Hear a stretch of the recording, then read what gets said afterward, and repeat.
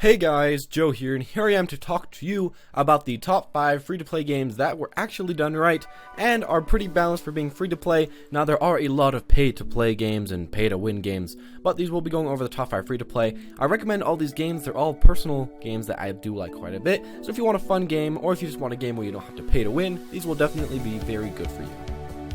Maplestory is a very fun Korean MMO JRPG type of deal that allows you to play a story, get some levels, get better items, and eventually get these really insane skills. Now Maplestory does have an in-game shop that does allow you to buy items, but most of them are cosmetic, or they're just some armor that are completely cosmetic, and they will not give you an overpowered boost. Now you can buy some XP and money boosts, but in general you really don't need those, and they're just something that could help you get into the game faster. But really, if you decide to put some extra time, you can easily get into this game. You won't need to spend the extra money, you won't need to spend the extra cash, and you'll be able to do pretty well in this game.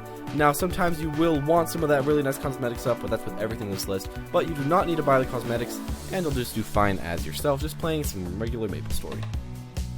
TF2 was at once time, a long time ago, a pay-to-play game, but those games are far behind us. Nowadays you can get into this game free of charge and start off with some pretty nice weapons to boot.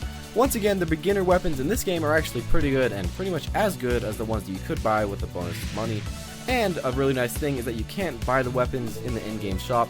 You do actually have to either trade with other people, or you have to get them from random drops. Now one thing that is a bit annoying is that you cannot trade unless you have paid at least $1.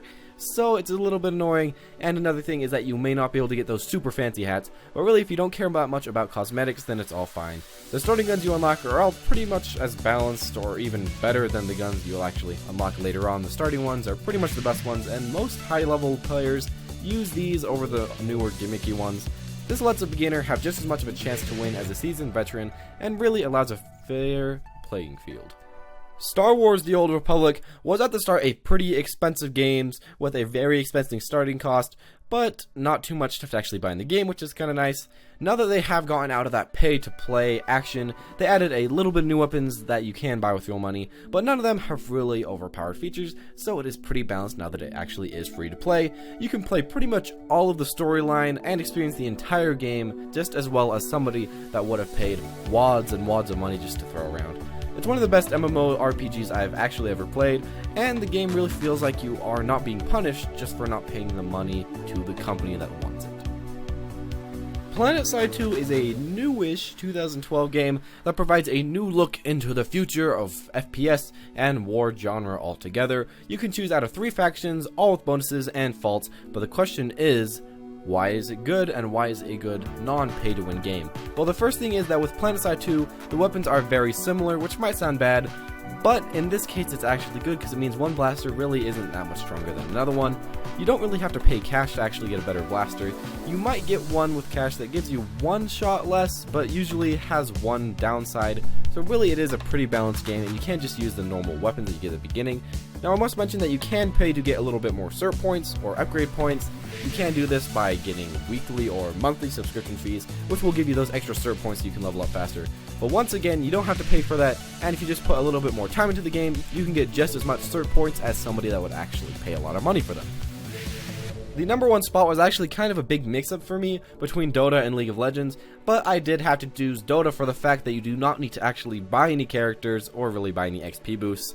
Dota leaves you and leaves everybody at the start of the game with every character, and it lets you play on a very even field at the beginning, allowing you to show off some accessories if you decide to pay for them, but that's pretty much it. You're able to get a lot of extra visual effects and even new announcers, but none of these things really change the gameplay, and none of them allow one player to have a better advantage than another one, like a damage boost or just something from an extra shop cash. Now, this is a very good free-to-play MOBA, but it isn't my personal favorite. I personally like League, but if you are looking to get in a game with no charge at all, Dota 2 would be an amazing choice for you.